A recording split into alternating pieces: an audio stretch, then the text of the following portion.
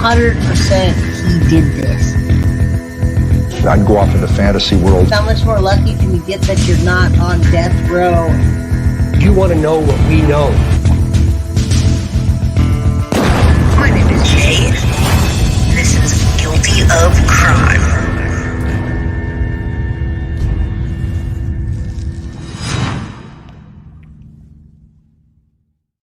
Wow. Hello, everybody. Sorry I'm late. There's a lot of people in here. I got a new device here. Can everybody hear me? I got this amazing new device, and it was working beautifully last night. There was 114 people in here. Hit the like button. I got this crazy new equalizer, and then it just stopped working right before we started here. Oh man, it was so great. It's so great. We'll see what happens after this. Okay. I'm glad you could hear me because this is a big deal. Nobody has heard from Jenn Soto's side yet at all. Everybody's been quiet. We heard the 911 calls. When we heard the 911 calls, we heard, now I know what her name is. Her name is Stephanie, which is the aunt. And if you didn't know, Jen's dad's name is Juan. So we know Juan as grandpa and Stephanie as the aunt. Now, you guys saw my intro, or you saw my thumbnail today, and yes, we got the scoop. Nobody's heard yet any of this stuff, and they reached out to me. I'm very honored that they would trust me. So I'm trying to get this person on to the show. I probably will if you guys make her feel comfortable. You can't be mad at any of the answers. But I have an ex-roommate that lived with Jenn Soto when she was friends with Stephan Sterns, and then when she started dating him. So she reached out to me. You guys hit that like button. I'm saying hi to everybody right now that's coming in. KJ and Susie and Alyssa and Christina and hide and seek. Now, I want you to know this is not the members only. I'm still going to come back on here at 6 o'clock and do the members only, but I had to not do this on the members only because we have Jen's ex roommate, and this is the first time she's not comfortable with talking to anyone else. She's not comfortable with talking to any of the other channels. She's afraid. She's afraid of feedback that she's going to get. So the first thing I want to start off with the episode is I want to say how many people failed Maddie. All right. You guys can answer that in the questions, or just think about how many people failed Maddie. Why didn't the grandma stop it? Why didn't the grandpa stop it? Why didn't any of the family jump in? Why didn't Jenn jump in, folks? So I have answers for you today. No excuses, just answers. And we're going to start off with these answers, and then we're going to dig deeper. Now, I just talked to this person on the phone right before I got on here, and it's a she. So first of all, I want you to know some of the things I didn't know. Well, Jenn, besides being really drugged out, I'll tell you this right now. Jenn was at a mental hospital. She did check herself into a mental hospital. It's about an hour and a half away. I can't remember the name of it. If you're from Florida, it's something Peak. I'll get the name of it, but it's about an hour and a half from where she lives. She was, in fact, in a mental hospital, and it wasn't because she was hiding from the cops or lawyering up, although she did lawyer up. Someone says, why didn't the whole family jump in? I'm sure they knew. Well, listen to this. I've got questions for this person, and they've got answers for me. So grandpa, from her perspective, was very loving. Maddie used to sleep in the bedroom with grandpa because she felt safe when Stephan Sterns was there. Okay. So imagine this. Let's picture this. We have Jennifer Soto living in the condo with the grandpa in one room, Maddie in the other room, and Stephan Sterns hadn't moved in yet. Stephan Sterns started to court, so to speak, Jennifer Soto. Now, I don't know if he knew that she had a kid, but they worked together both at Disney, and that's how they met. They were friends. Yes, poor Maddie. Okay, so no excuses. I'm going to talk about what the roommate knew. Why didn't anyone jump in? Now, the roommate tells me, and she agrees, everybody let Maddie down. The roommate didn't let Maddie down. And I'm not going to say that because she didn't know what was going on, but here's what she does know. Okay. So I asked her a list of questions. She sent me an email saying, your channel's amazing. I don't want to throw my name down. I don't want people getting mad at me. Maddie was a sweet, sweet girl. May she rest in peace. Now, this person is doing therapy right now and counseling because she has some sort of guilt feeling to this. She was there when Stephan Sterns was there. She was there when Stephan Sterns had 3 drawers. Now, Stephan Sterns stayed in Jennifer Soto's room. He had 3 drawers and he kind of moved his way in. He didn't let Jenn go to his house. He lived with his parents, but his room was filthy, okay? It was not even habitable, filthy. So, yes, mad respect to the roommate, and I hope nobody gets upset at what she says. Okay, Park Place Behavioral Center. Jennifer Soto has been in and out of mental health facilities most of her adult life. Okay, let me read these questions and then I will answer questions. Thank you to everybody so much for being here. Yeah, filthy like his heart and soul. He was a nasty pig, and Jennifer Soto went to his house and she actually cleaned his room for him because she wasn't allowed over there. So she met his parents. Obviously, it was a long time coming. Now, the roommate is still living with this guilt that she wasn't able to help Maddie, but she doesn't understand why nobody helped Maddie. And let me tell you the questions and then I will read you the answers. Okay. So I got a message last night and Jenny says, putting Maddie's tragic life aside, why didn't Jennifer Soto's family step in as Jennifer Soto had mental health conditions? Why didn't they call Maddie's father? Now, Jen, I asked her that today. Jenny, I asked her why they didn't call the dad. And you know what she said? She said that Jennifer Soto didn't even talk about the father. As a matter of fact, when she was there, the time frame she was there, and I'm going to answer that right now, was in 2018. She only visited her dad once when she was there in that entire year. I asked her the same question. Why didn't they call the dad? She barely even spoke about the dad. If the roommate knew, how did Jen not know? Okay, I didn't say the roommate knew. Here's the roommate knows now. The roommate moved out and then she got breaking news, folks, that Maddie was missing. Her heart sank. She reached out to Jen. She's talked to Jen a couple of times through Instagram since this happened. Jen was in a mental institution, but that's because she had recently and previously checked herself into a health facility because she has mental problems and she's drugged to the max. All right, let me read these questions. Number 1, I'm asking for you guys. We really need to know the dates that Jen started dating Stephan Sterns. This is my number 1 question for you guys, okay? And the answer is she started dating him in the beginning of 2018. We're in 2024, folks. That's 6 years. Okay, that's 6 full years that Stephan Sterns had access to Maddie. So this 2-year timeline is completely false. It's 6 years. It was in the beginning of 2018. She lived there from 2018 to 2019. She says, I met her around October of 2018. I'm not sure where, but I feel confident that Jennifer Soto and Stephan Sterns worked together. Okay, now listen to this. I didn't know this. Both of them had weight problems. You've seen Stephan Sterns fluctuate, correct? I've seen him fluctuate, and I've seen Jenn Soto fluctuate in her old pictures. They were both heavily overweight and they both had gastric sleeves put in. So they bonded over the gastric sleeves. The roommate recalls her saying they were friends prior to dating. Now, I do imagine that Jen started taking care of him and bonding with him over the weight loss. They were heavily overweight. They got the gastric sleeve and then boom, they start dating. Okay. Did Jen tell the roommate she went to the mental? No, Carrie, the roommate drove her several times to the mental institution. She didn't tell her anything. She took her there. She knows for sure.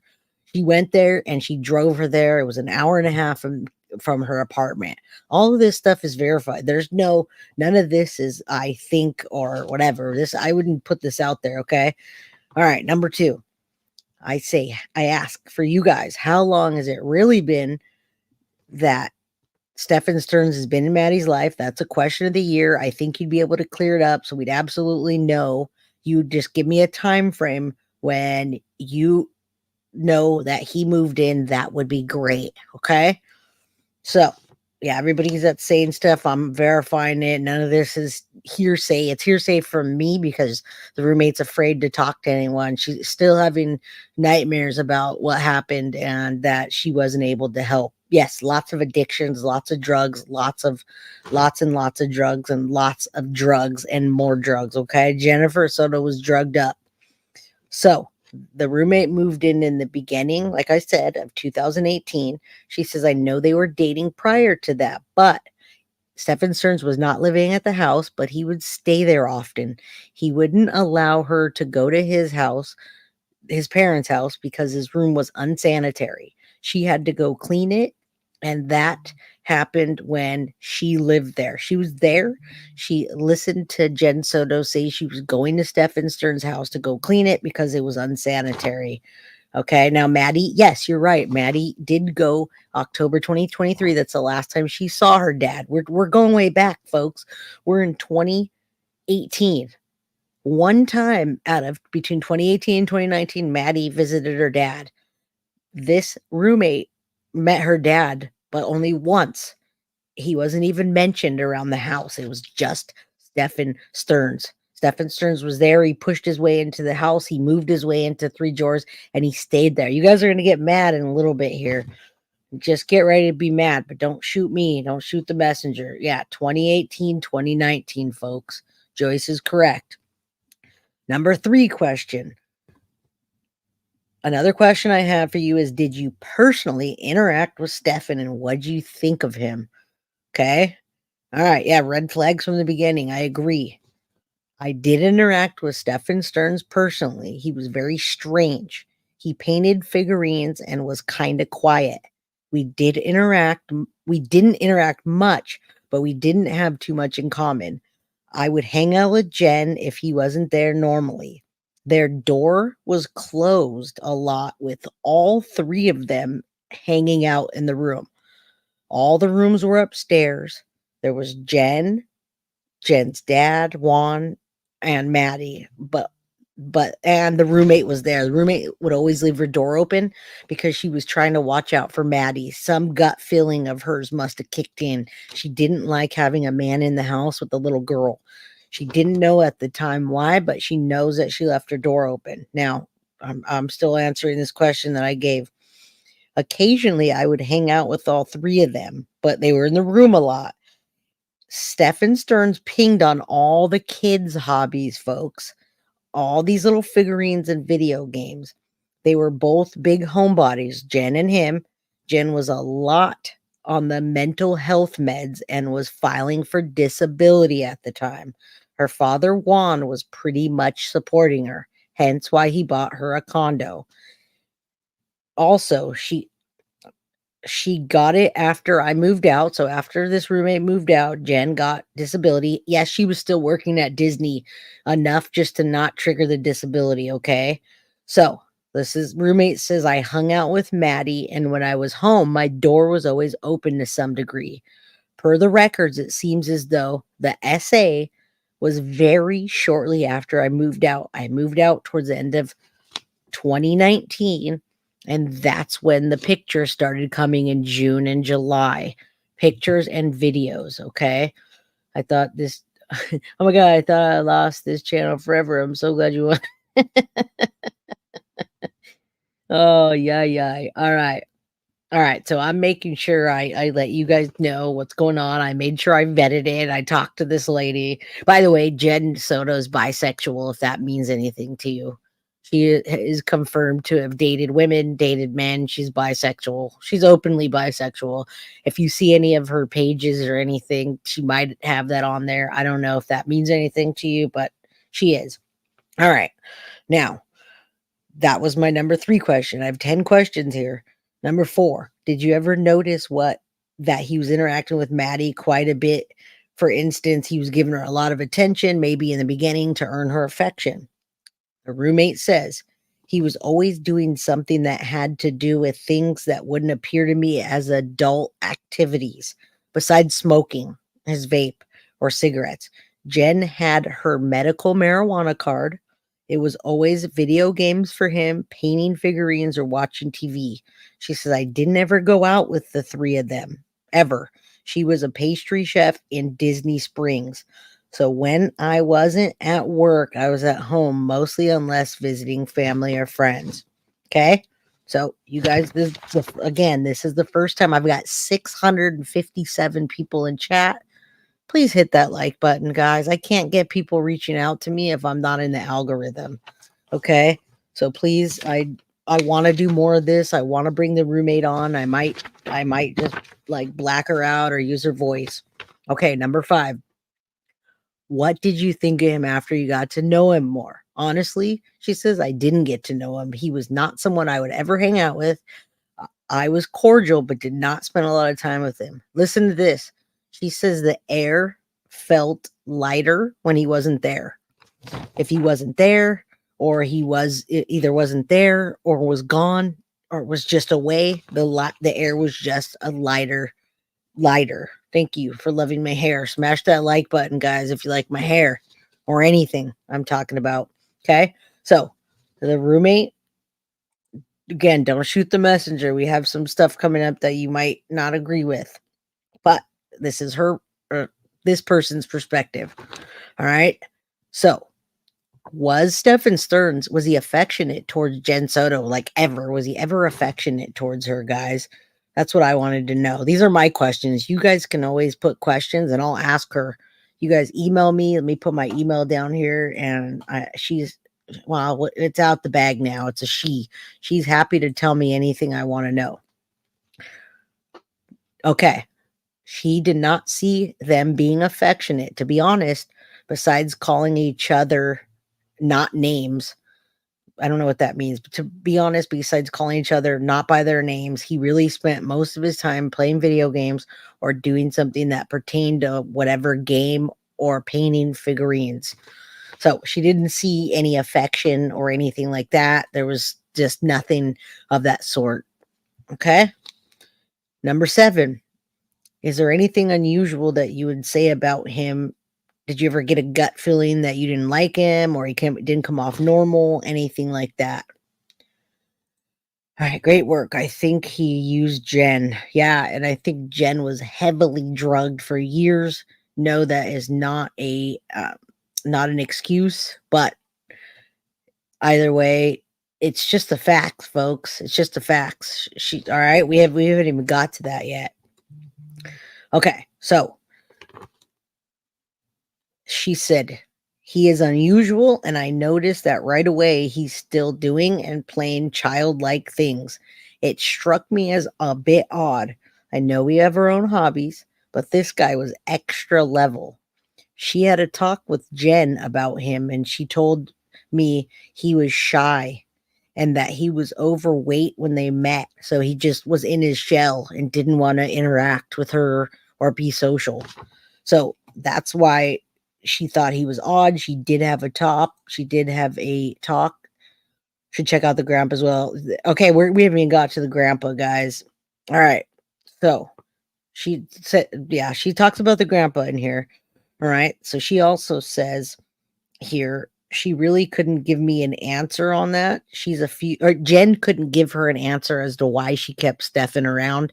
He wasn't bringing anything to the table. She was paying for everything. He didn't have a job and he was just a pig. All right. So she says, I'm a few years older than Jenn. And then she says her father, Juan, also lived there while I was living there. And he stayed in the room. So he was in the room downstairs. He's a nice guy, funny and respectful. Now I'm going to tell you guys, I correct you guys. He's Puerto Rican. Jenn is Guatemalan and Puerto Rican. So when I said that, it was a correct assumption that Jenn is Puerto Rican. Her dad's Puerto Rican and he went back to Puerto Rico. Okay. So she liked him. She said that he loved his grandchildren. You saw the video of him paying attention to his grandbaby. He was talking about going back to Puerto Rico while I was living there, so I assume he did right after I left. I did not get any bad feelings about her dad, Juan. Maybe subconsciously, I always kept my door open or hung out with Maddie because I don't trust men around kids. You hear that, folks? Yeah, that makes my skin crawl. The air was lighter when he was not there. That made my skin crawl too. Absolutely. All right. So, number 8. Do you know if he moved in fairly quickly after meeting Jenn?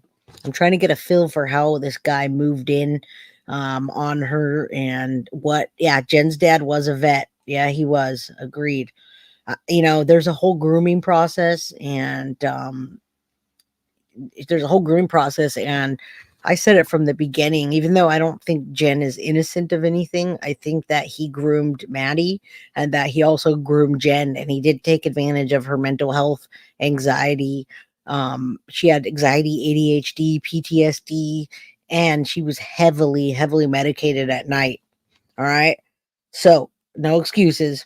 No, I don't think he moved in fairly quickly, but he certainly stayed there most of the time.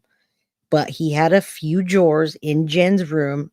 I think the move-in happened, but maybe after Juan went to Puerto Rico.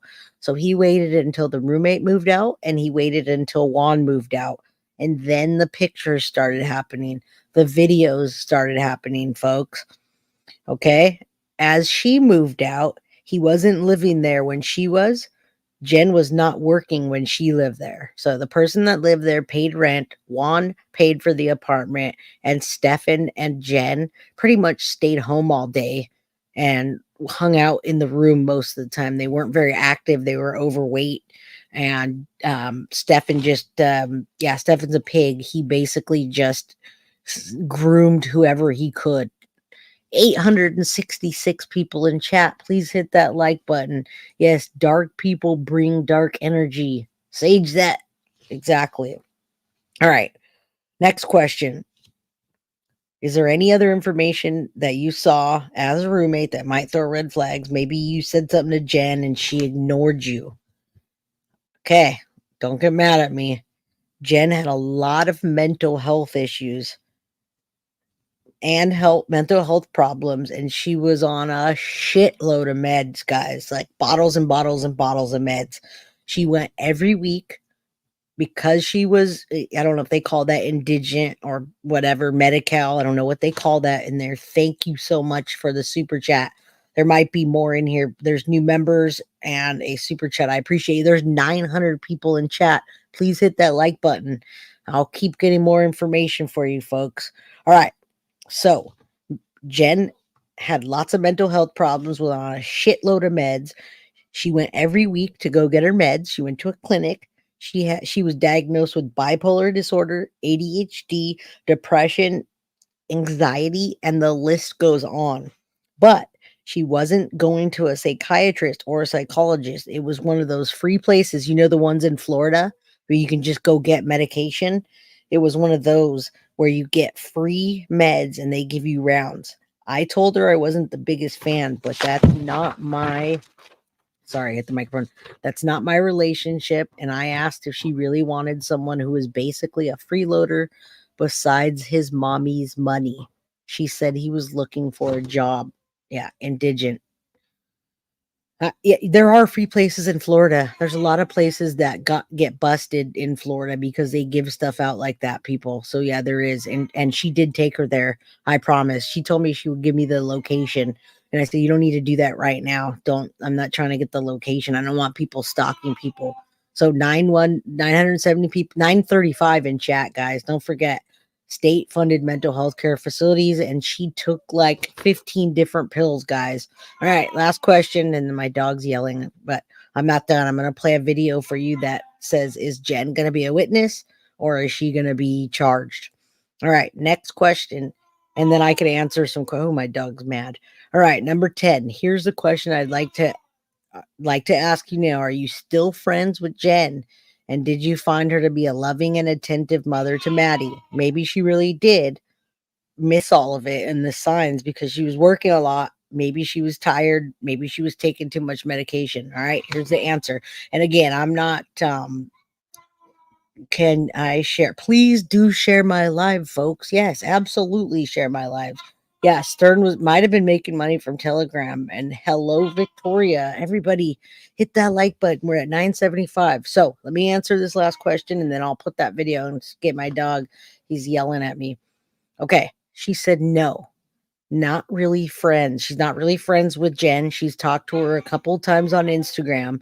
She said I would check in and see how her and Maddie were doing via Instagram. When I would see a photo every now and then, imagine the shock that happened when I saw her missing on Instagram. She was and is still heavily medicated. I have 1,007 people in chat, folks. Hit that like button, please. All right, then I'll get more people wanting to do interviews and coming on here. All right. The dog's like, Mama, I will say okay, God, don't get mad at me here. She says, I will say that she was a loving and attentive mom. When I was living there, she always took Maddie to school, or her grandpa did. And one of them always picked her up. So that's a telling sign, guys. That day, Stephan Sterns did it. She said she always did it. And I talked to her on the phone. No mistake here. They always did that. Okay.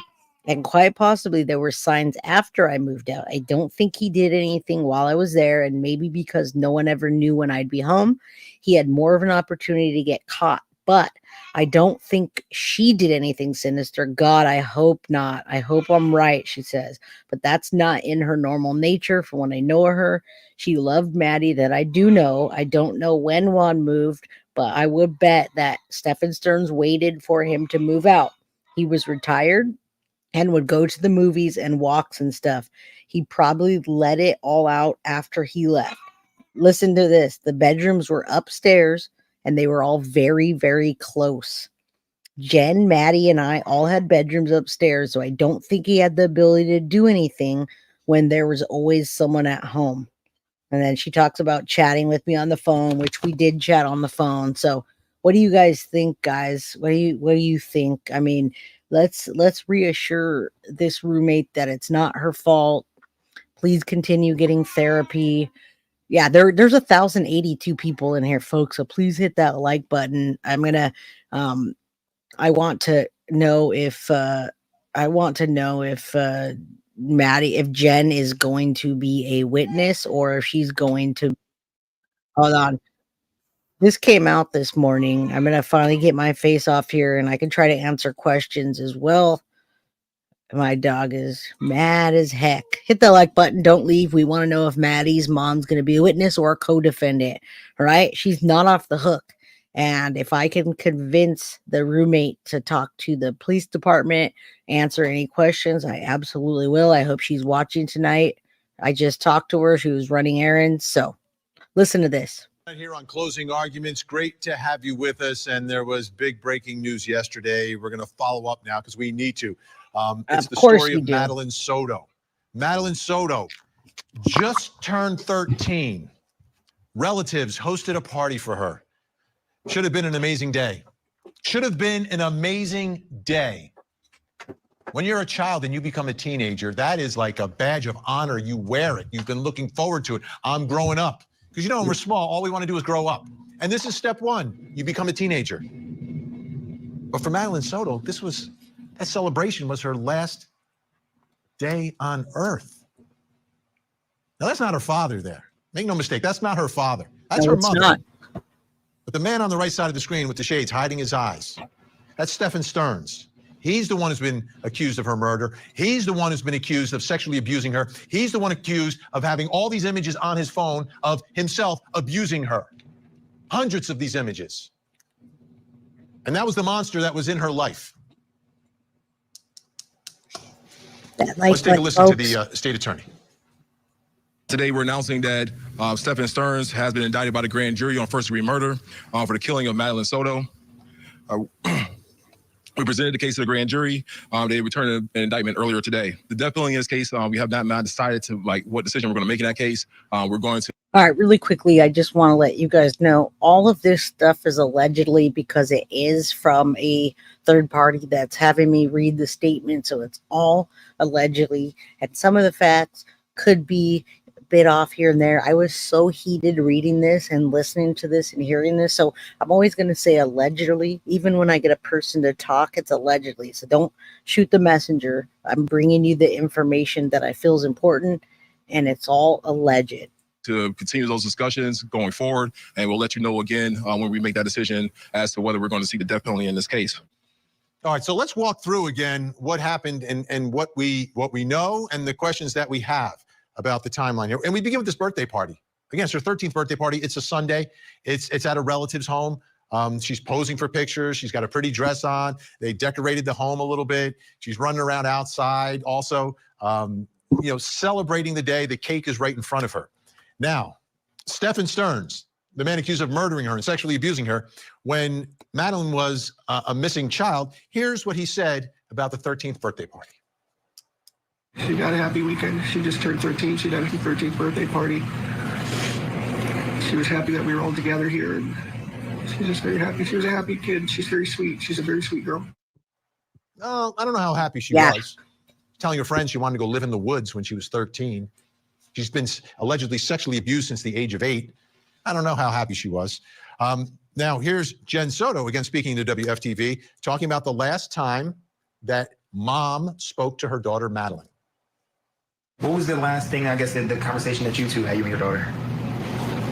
Now, remember, she allegedly has PTSD, anxiety, and she's on a ton of drugs, and as well as she smokes marijuana. So I don't know what she was on in this video, but she was on a lot of things. No excuses, but her behavior, that kind of says a bit. It's hard to read behavior when allegedly she's on all of like 15 different pills. We spoke about her birthday party. She had a birthday party on Sunday. She had a great time. I couldn't make it because I was working, but she had an amazing time. She was so happy with all her gifts. I told her good night, and yeah, that was it. So mom says she told her good night, right? Okay, now let's go to after the party. So it's Sunday night now. The party is over. Hit the like button, What is Stephan folks. Sterns doing? Well, check out what Gray Hughes Investigates dug up. He's on the app Telegram. By the way, Gray, if you're listening, please be nicer to people.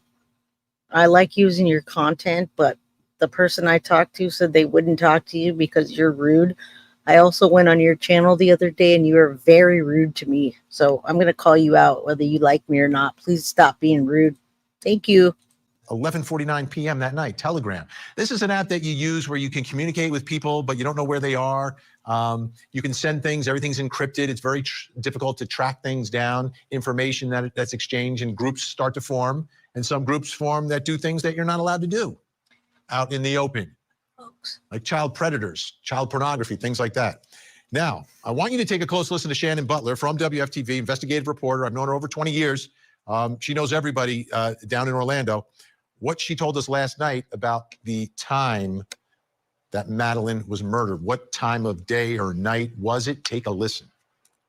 There is indication now that she possibly was killed right after her birthday party. So if you look at that, Vinny, that would have been Sunday night, not Monday morning. Sources have told me they believe at this point that she was killed possibly overnight. That would be Sunday night. That changes everything. If those sources are correct, that changes everything here. If she's murdered after the party Sunday night, let's take a listen to the way, or a look at how Jenn Soto mom and Stephan Sterns describe what happened the following morning, Monday morning after the Sunday night party. Here's what they say. We begin a WFTV report.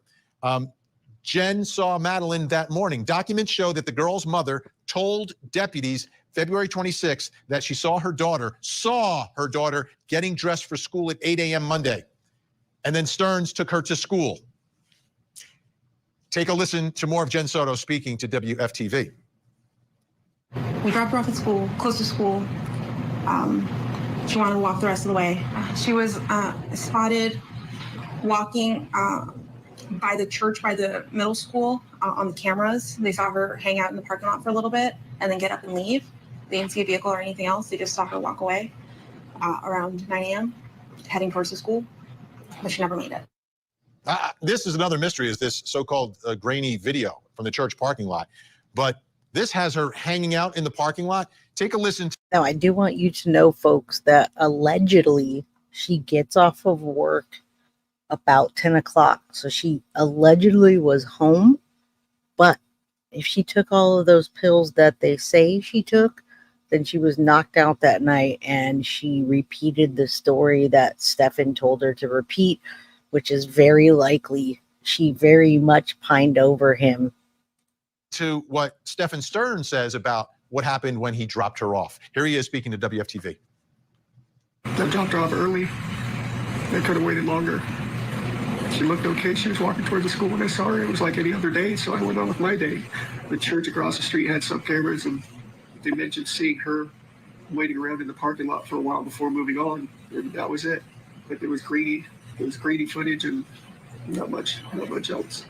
Well, both of those can't be true. You can't be waiting in the parking lot and walking towards the school at the same time, right? He said she started walking towards the school. And he also said it was like any other day, like he always drops her off. Well, on February 28th, Madeline Soto's grandmother spoke to Telemundo 31 Orlando.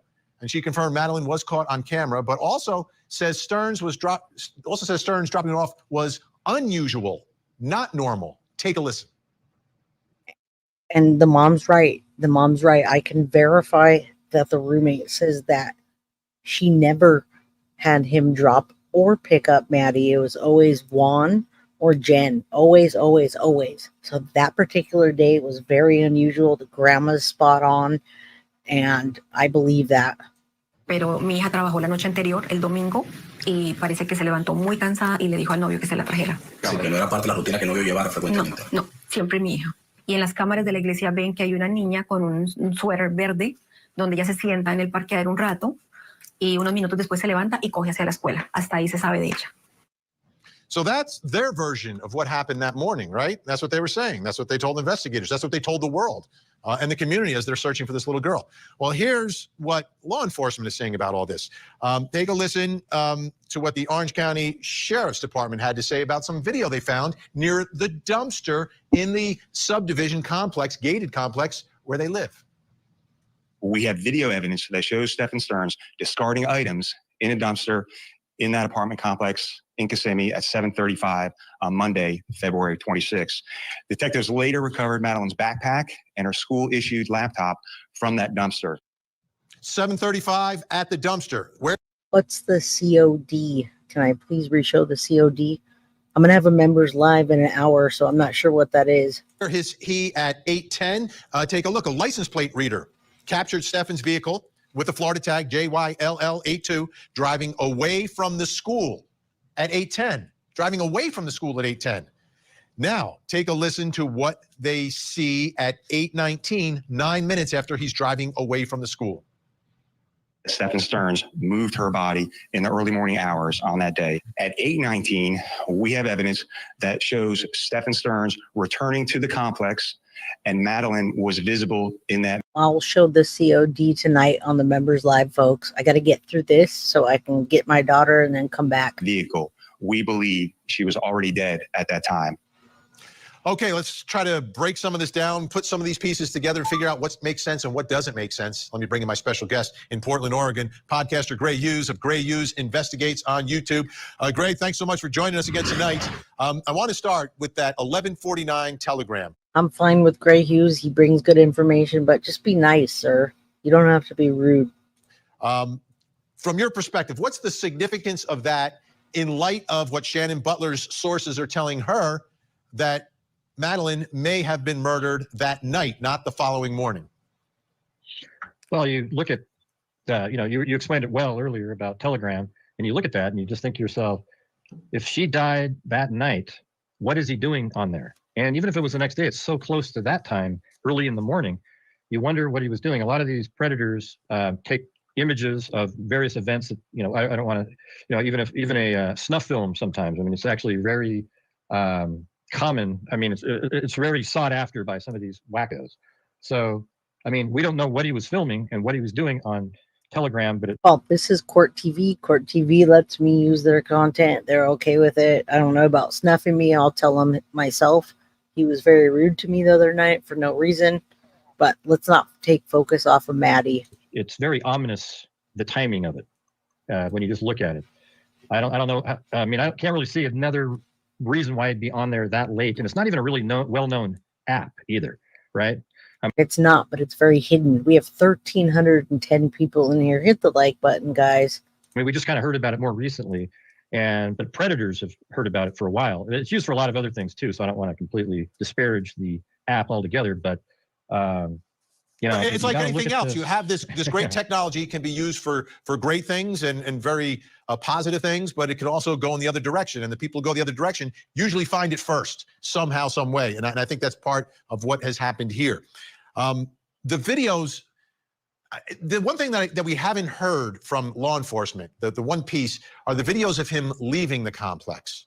Right? They talk about him coming back at 8:19. They talk about him near the dumpster at 7:35, which is close to the back exit. But we don't hear about that. My guess is they probably have things, but just maybe haven't told us about it. But to me, that will put some more pieces together here of that morning. Yeah, I think that's absolutely, people like us, we try to put the pins in order and the timing and map it all out. And what we're missing is at 7:35. And this is where Jenn, no alleged on this one, where she absolutely lies and tells a story that she's repeating of whatever Stephan told her, because she was there after, let's say, 10 o'clock, 11 o'clock, and she couldn't have seen her in the morning if the cops seen her in the car already not alive. So this is where people get upset, and I think there's no grace given for that. Did he come back to the complex to get the backpack and laptop and then put it in the dumpster and then go back out to where perhaps Madeline's body was, and then later he comes back with her? We don't know if he was actually stayed overnight at Jennifer's home. He could have been somewhere else, but he knew that he was supposed to take her to school, so therefore he needs to make it look like her backpack and laptop aren't at home, because she would have needed those to go to school. So he realizes, oh yeah, I'll go there early to the house and I'll pick those up and I'll just throw them in the dumpster because she's not even alive right now. But I need to take care of that portion, because if he took her to school, the question would be, well, how come the laptop and backpack are still sitting at her home? She would need that for school, So you can almost see someone planning this out, right? Because okay, if the murder happens at night, now you have hours to try to figure out, okay, what am I going to do? How do we handle this situation? Whether it's him alone or whether or not Jenn knows, we don't know. She hasn't been charged. She hasn't been named as a suspect. But you can see the planning here. All right, we're gonna make it look like she went to school, like I dropped her off at school. The other thing that's odd about it, though, are the hours that he chose, because school doesn't start till like 9:30. Why would you drop a child off an hour before? I think he honestly, he was smoking marijuana that day. I think he tried to cover it up the best he could, just like he dumped her in an open field. I don't think he was thinking correctly. I think he did panic. It may have been premeditated before, but it definitely wasn't thought out after. School. And maybe in his mind, he's thinking, if it's early, there's less people there, no one's going to see me. I don't know.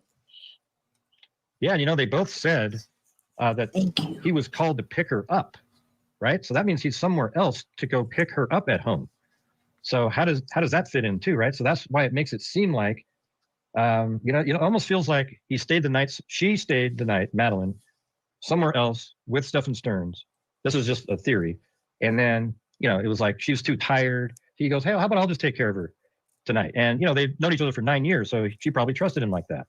And perhaps he groomed Madeline to not say anything about all the different times he assaulted her. I mean, he took over 400 photographs. I mean, it's absolutely insane. So maybe he drove over there that morning to get the laptop and backpack. Now, this is a new episode that came out this morning, folks. This is not the same one, so I want you to know we're talking about if Jenn Soto is going to be a co-defendant in the murder or if she's going to be a witness.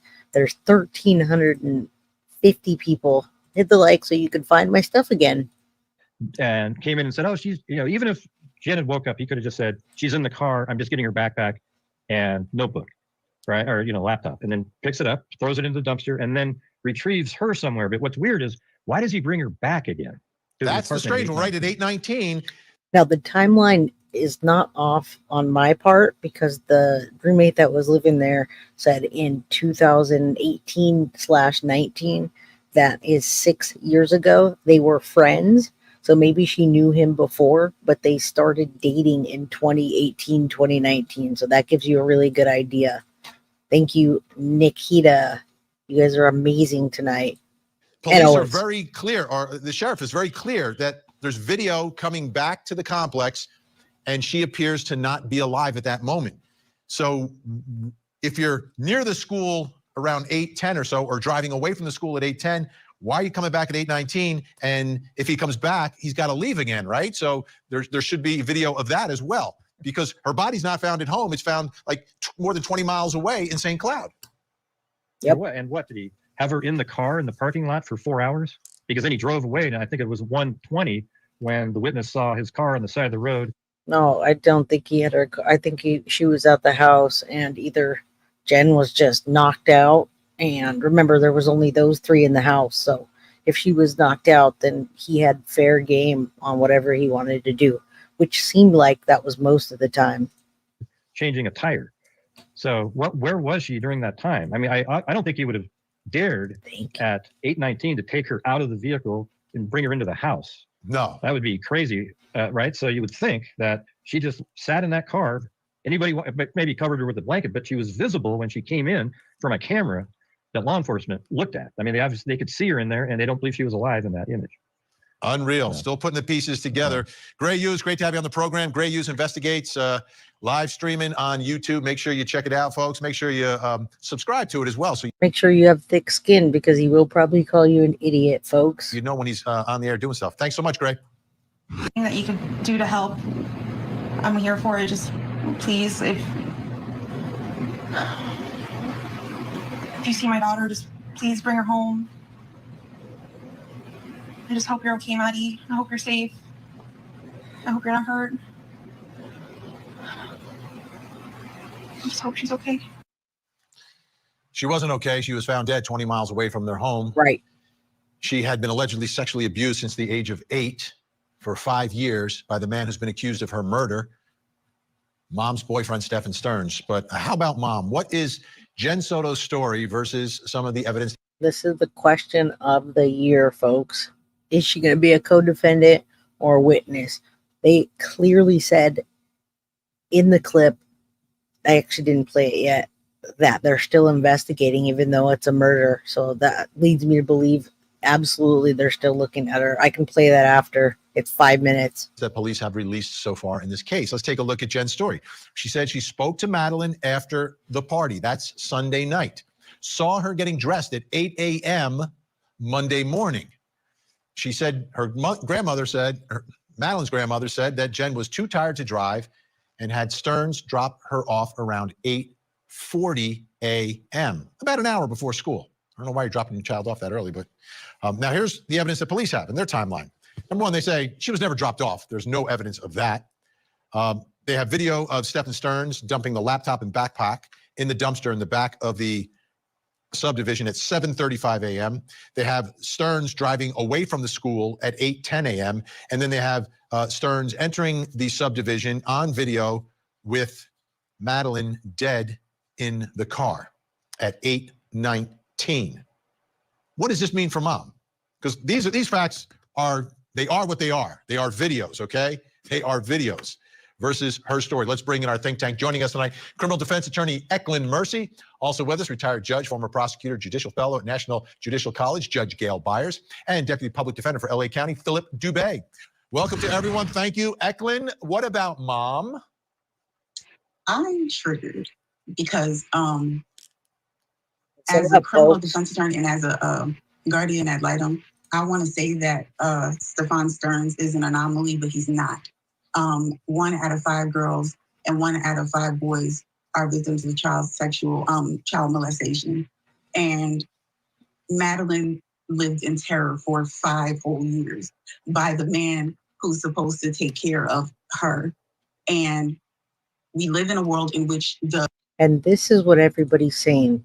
Despite all the pills, the drugs, the ADHD, the depression, my next live is going to be in 45 minutes at 6 o'clock, and you are a member, so come back. Members only. Human sex trafficking is a $150 billion business, and there's no supply without a demand. This man was able to terrorize this girl for years. So it's going to be hard to really see how she didn't know and how she wasn't aware of her child being terrorized by this man. I'm triggered, so I don't know how they're going to get a jury that'll be able to really sit in this particular case. I don't do child molestation cases anymore because of this fact, but most importantly, it is really hard to get a jury because of just how heinous the crime is. Yeah, and it looks here you're going to have two different trials. You're going to have the sex abuse trial for all those images found on the phone, and then you're going to. Nothing's been released. There was a leak that came to me that says it was blunt force trauma. That's all I'm going to say. It's alleged blunt force trauma. You guys take what you will with that and wait until court comes. Have a potential, they haven't decided yet, capital murder trial with the potential of perhaps the death penalty to follow. Judge Gail Byers, what do you think about mom's story versus the evidence that police have and what that means for how this case is going to develop here? Because investigators told us yesterday, prosecutors told us yesterday, the investigation is still open. And Vinny, I can completely understand why the investigation is still open. There may be some question as to mom's culpability and her knowledge and even her potential involvement. Even if you accept the idea or the fact that police are humans and they make mistakes and they don't always get it right in their reporting, what seems to be clear here is that there's actual corroborating evidence or information to buttress the timeline that they put together. So they got video evidence and they have, other things that are time-stamped that don't involve human manipulation, at least as far as we know. That means that all of that evidence and information is being placed up against mom's memory or her alleged memory of the night before. And none of it seems to align, right? So you can't have it both ways. You can't, see your kid getting dressed at 8 a.m. and there's clear indications that your boyfriend is dumping her backpack and laptop almost a half hour before. There's no way that you can believe that this child was dropped off at school at 8:40 when 20 minutes or 30 minutes prior, there's video that shows her body at least in a vehicle and she does not seem to be alive. Those two can't coexist at the same time. And so either mom's going to potentially revisit her memory or she's either going to be a cooperating witness or perhaps a co-defendant. There you go. Dubé, I absolutely, folks. She has to be a witness. Otherwise, she's going to be a co-defendant. They did say that they haven't finished with the investigation, which means she can absolutely be charged. And it could just be for, I don't know the legal terms. It could be an accessory. It could be tampering with evidence and she did not tell the right story. We don't know, but this is where we are right now. She hasn't made a statement since the arrest of Stephan Sterns. She hasn't made a statement since her daughter's remains were found. And you have a right to privacy. You don't have to say anything. So we don't know what her position is as to Stephan Sterns, the accused murderer of her daughter and the one who had all these images on his phone that became the subject of that first case and that first indictment, more than 400 images. So I don't know what she thinks about Stephan Sterns at this point. I know when they were missing, they were like comforting each other, like on camera. Yep. You could see all that. Yep. But I don't know if things changed. I have a feeling that mom has lawyered up and counsel has told her to shut up and not say a word to anybody, let alone the police and the media. I have a feeling that the coroner has enlisted the help of a forensic entomologist. What's going to really matter in this case is the exact date and time of death. A forensic entomologist can pretty much pinpoint almost down to the hour when that child died based on insect activity found on her remains in the woods where her body was recovered. They'll be able to tell almost down to the hour. And that is significant because remember what mom said. She said she saw Madeline getting ready that morning and that Stephan picked her up and, that whole thing. If they can show based on the forensics and based on the insect life on that child that she was already deceased, then I have a feeling mom is going to be in a lot of trouble. She will no longer just be a lead, but she may be even beyond a person of interest and possibly a suspect. I'm with Declan. I cannot believe that mom did not see behavioral changes in a child of that age to suggest that, everything was just fine in the house. I'd like to know what type of attitude she had at home, how she was performing in school, whether or not she had friends, whether or not she was isolated. Those are the classic symptoms of somebody who is being abused. And given the age difference between Stephan and the child, I have a feeling he was what's called a herbophile, which is basically going after sort of post-pubescent children with a wide age gap between the victim and the offender. But we'll see. It's a little Now, I want to answer that. Maddie could have been drugged in the car and then unalived at the location. If there was that many drugs and bottles laying around, there's a good possibility she was slipped things many times. Okay, so that kind of abuse hurts. It's not something that you can get used to, not at my age and not at her age. So there's a good possibility toxicology is going to find something. Premature, but they've got him on all the sex charges. He ain't ever getting out on those. No, you're not. He is not. He is. Breaking news at 6. All right, so I don't think I played that at the beginning. Did I? Oh, let me go back real quick. I'm going to show you guys something, and then we will be out because I got to come back on. This talks about, hold on 1 second. I want to show you. Let me stop sharing it. I have something here that talks about what's next, and I don't think I played that because I got right into it. So it talks about the mom possibly. Let's see. This is this is. All right, so I'll play it again. If I played it, it just says that the investigation in the death of her is not done. At 6, the prime suspect in the death of this teenage girl has now been indicted for first-degree murder. The indictment signifies a crucial step forward in our quest for justice. But investigators say the case is far from closed. A grand jury indicted Stephan Sterns for first-degree. The investigation is far from closed. They just haven't charged anyone else yet.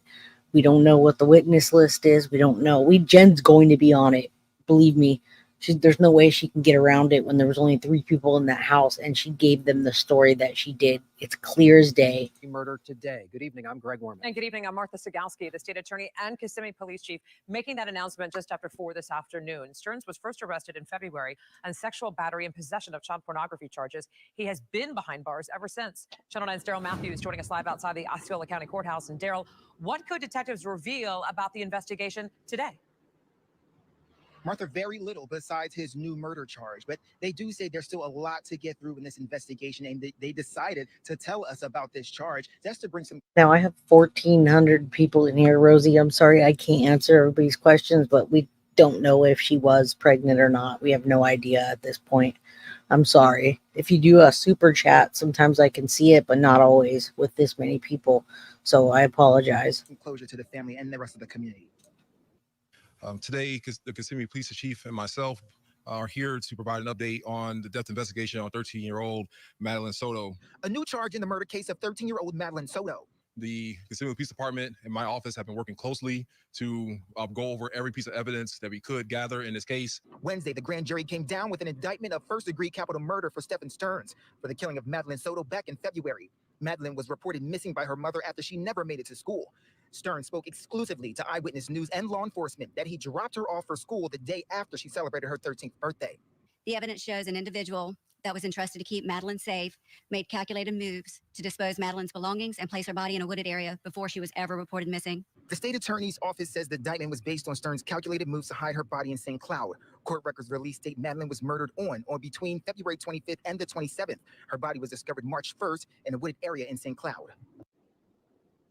Now, when asked about the death penalty, the state attorney Andrew Baines says that decision will come at a later date. As far as the charges for murder, Sterns' arraignment is set for April 29th at 1:30, and the charges for those child sex crimes are still July 10th. We're live in Osceola County.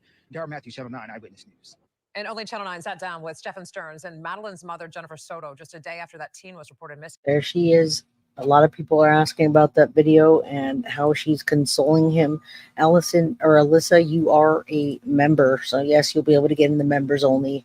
And you know what? It's alleged blunt force. I could be completely wrong. My source could be completely wrong. I'm just trying to let you guys know what I know.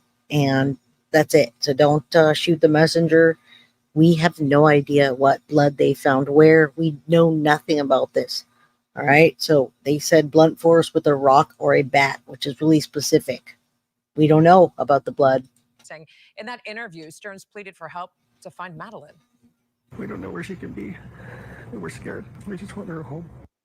Sterns was arrested just a short time later for sexual battery charges and named the prime suspect in that little girl's disappearance. And then earlier this month, only Channel 9 sat down with Madeline Soto's biological father. It was his first interview since his daughter's murder. Channel 9 Shannon Butler joins us live in studio tonight. And Shannon, you spoke with Maddie's dad again today, and what did he have to say about Tyler the grand Wallace jury? has been informed by his attorney that those murder charges have been filed. He has not yet decided if he will make a statement. We are told he is still trying to process all of. There's another portion of this now that you haven't seen, folks, that we only got a couple minutes. And I just bought an equalizer, everybody. Check this out. And it was working great until the live started. It's not working. I wish somebody was a audio person that could come help me, but it's amazing. It catches everything. So hopefully I can get this for my next live. Maybe not tonight, but I know this sounds low. I can't do anything. So just listen. This new news. Tyler Wallace told me when we sat down earlier this month that he was trying to be patient as he waited for more answers. What is the number one question you still want answered? I'm just waiting for more information to come out. I'm not really comfortable posing where my questions are right now. I have a list a mile long of questions, but I'm satisfied with the answers I've been given from official sources, and I'm just trying to give this investigation time to do this the right way. I don't want to rush anybody. I want evidence to be analyzed. I want to know the truth. But today, a big piece of the puzzle has been solved. Wallace found out late this afternoon that the man also charged with sexual battery and having dozens of explicit videos of his daughter is also now accused of her murder. In an interview with WFTV, both Stephan Sterns and Jennifer Soto told us that Maddie was dropped off at school but never made it. Wallace said he got the same information from Maddie's mother that day. What did she say to you? Maddie's missing? Yes, she said that Maddie had been missing since the morning of, and that the school had just contacted them, and that she was hoping that it wasn't serious, but that we don't know. Did she say that someone had dropped her off at school? She said that Stephan had taken her to school in the morning and dropped her off, yeah, and that she had never made it to the school. So what about Jenn Soto here? What, if anything, did she know? We asked the state attorney that question today, but they would not answer most of the answers to our questions where it is still under investigation, Greg. They also kept passing it off to one another. They're trying to avoid the question, but they did not say that Jennifer Soto was cleared. And if you heard my interview at the beginning with myself, it wasn't with myself, it was with the roommate. Now you know why, that they're not going to just rule her out, especially with all the drugs around the house and all the clouded things going on. All right, Shannon, great work with those interviews. And we'll continue to follow the story as the cases against Stephan Sterns move forward. Again, there's a couple of cases here. Both could lead to the death penalty. You can read all of our previous reporting and watch part of our exclusive interview with Maddie Soto's father. It is on our website right now. They should release all of it. August 13th, Why aren't they releasing all of it, guys? I don't know. I want all of it. All right, folks. I have 1,352 people in chat. I know you guys are starting to get on with your day. I appreciate every single one of you. And if you want to see more of my stuff, it will come up in the algorithm for you. If you just hit the like, I don't need you to join memberships. A lot of you asking about memberships. You're already a member, folks.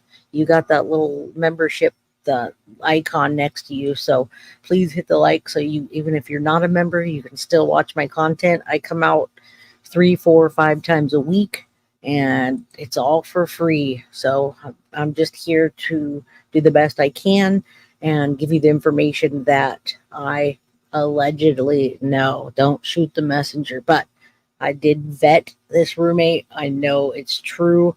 Her perspective is true. What she said, maybe her perspective is different than yours or anybody else's, but I guarantee you that she saw a lot of things being in that household, and what she said matched dead on with what's going on.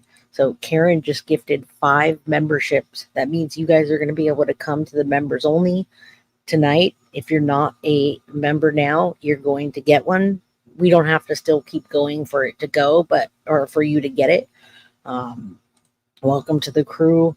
Very kind folks in here. Bobby, there's a lot of people that just got a membership right now. So I love each and every one of you. I'm going to play the outro. Stay on here so you can get a membership and come back at 6 o'clock. Hopefully I'll make it right at 6. I love you all, every one of you. This channel is nothing but love and nothing but trying to advocate for the victim. I'm not an advocate, but I am going to be the voice for these victims that no longer have a voice, no matter what case. On that note, I think the next case I will be doing is Sadie. I believe it's Sadie Robinson. Correct me if I'm wrong. Chad Doerman won so far, but I have already done 2 videos, folks, and there's only like 87 views. So go back, watch Chad Doerman. He's under the Family Annihilator playlist. I'll put it for just Chad.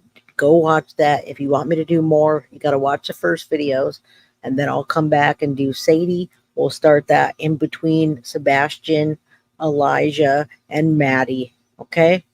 Watch that outro, folks. On that note, I'll see you soon. Guilty of crime. I want to thank you for watching. If you enjoyed my content, please share this video, like, and subscribe.